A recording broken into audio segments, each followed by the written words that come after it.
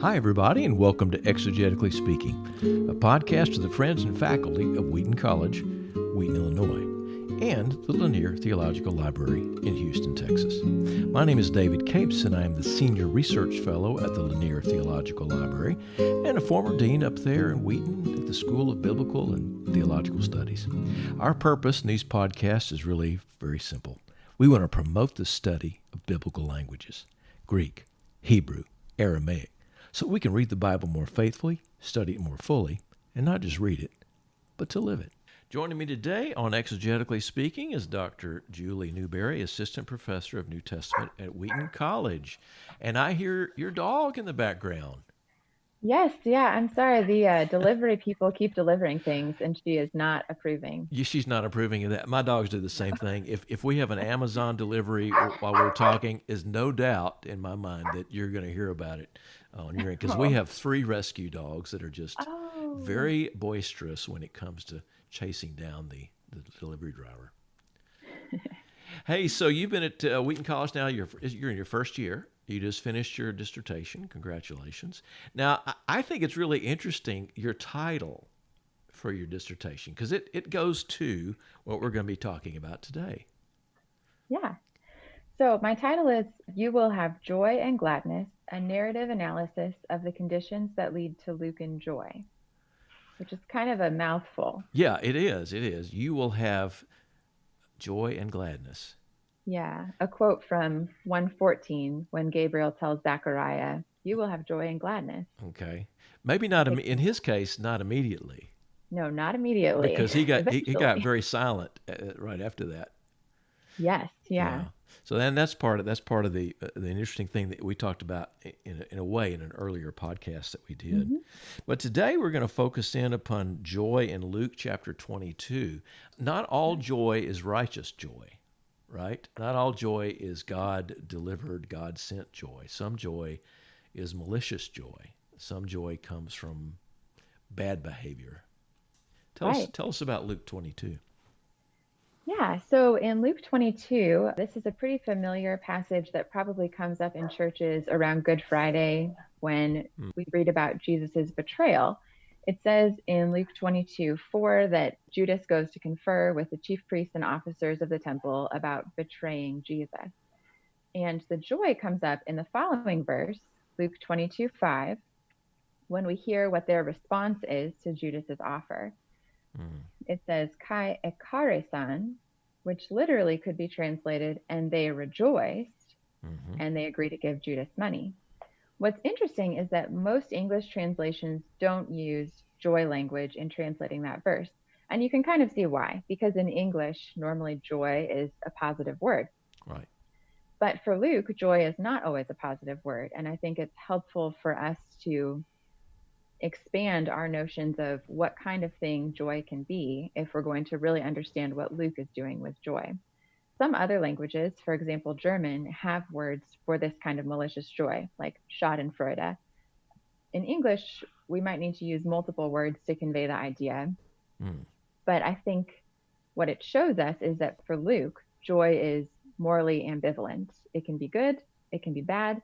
It depends on what you're rejoicing over and why you're rejoicing over that.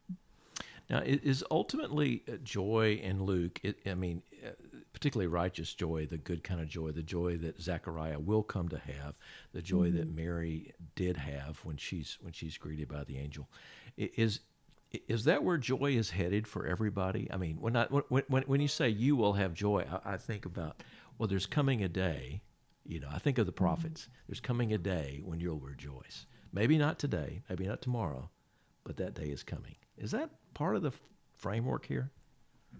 Yeah. I think for Luke, joy is part of an appropriate human response to God's work in creation and in redemption. So there can be joy in the midst of this life. For example, in Acts 14, we hear about people's hearts being filled with joy when God gave them good crops. So Mm, just hmm. basic functioning of creation brings appropriate joy. Or we might think of in Luke 1 and 2, there's tons of joy. And part of that is because of the particular babies being born. But part of it is because babies being born, that's usually a joyful thing. It's joyful that life comes. Yeah, yeah. But also, sort of long-term, joy in Luke's gospel and Acts, I think, is oriented toward God making all things right when Jesus returns. So I think there's joy now. There's also joy in the future. And we see those intersecting in instances of healing, for example, right. when Jesus heals someone and they rejoice. But the example that you gave is one of here's a bit of malicious joy. These are the passage begins with Satan entering Judas, and he goes to and confers with these folks about betraying Jesus, and they were just thrilled. They're throwing a big party because they've been wanting to get this guy for a while. Yeah, so I think for Luke, and this is consistent with what other people have said who have thought about joy, for Luke, joy is part of a response to having access to or assured future access to some loved good. So if you love something and you find out you're going to have access to it, then you might experience joy. But the problem happens when the thing someone thinks is a good is not actually good. So these folks think it's good that Jesus is being betrayed to them. So they rejoice because in their eyes, this is a good thing. Right. But we as the readers of Luke's narrative know that, like, no, you guys are confused about how you should be relating to Jesus. Yeah. So we see that happen with riches, with the rich fool, Lazarus's rich neighbor. They're sort of rejoicing about, it's a different Greek word, euphrino, but they're rejoicing about the enjoyment of material goods in a selfish way that is portrayed negatively. But then we have someone like Zacchaeus, who is rich and is generous with his wealth, and he rejoices in response to a favorable interaction with Jesus, and that's narratively affirmed. So the same good is sort of or several goods are in play, but one of them is riches, and yet the joy can be good or bad depending on how the person relates to that good. Yeah.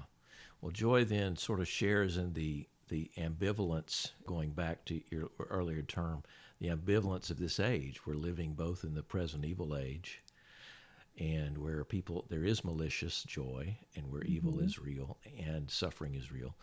And yet we're also living in the age to come, right? Where new creation, where all this is headed toward resurrection and new creation. Julie, thanks for being a part of our conversation today. Yeah, thank you for having me. My pleasure. Thanks to Silvio Vasquez, Rebecca Larson, and Krista Sanchez for helping us to produce this podcast. Thanks as well to Phil Keggy for our music. If you want to study biblical languages, the best place you could do that is Wheaton College. They have an amazing program, one of the best I've ever seen, whether you want to be a graduate or an undergraduate student. So go to the website, www.wheaton.edu, and look for modern and classical languages. Get started today. If you have questions or comments about this podcast, we'd love to hear from you. Contact us at exegetically.speaking@wheaton.edu. That's exegetically.speaking@wheaton.edu. Thanks for listening.